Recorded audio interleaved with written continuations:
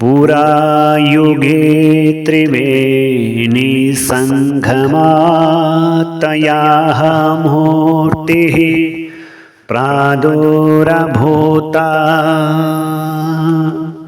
परशुरामेण सह चिरकालं यः स्थिता दिव्यां विभूतया एतादृशं त्रिमूर्तिः शिवम् इहामण्डले आवाहयामि।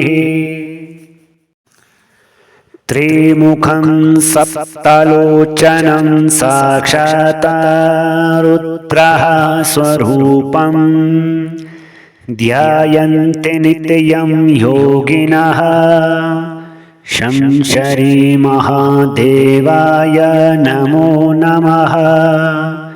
वामे नरसिंहयशयां विराजिते दक्षिणे स्थिताः अन्नपूर्णाः मध्ये स्वयं स्थिताः शिवाः। श्रीकुलदेवाय नमो नमः।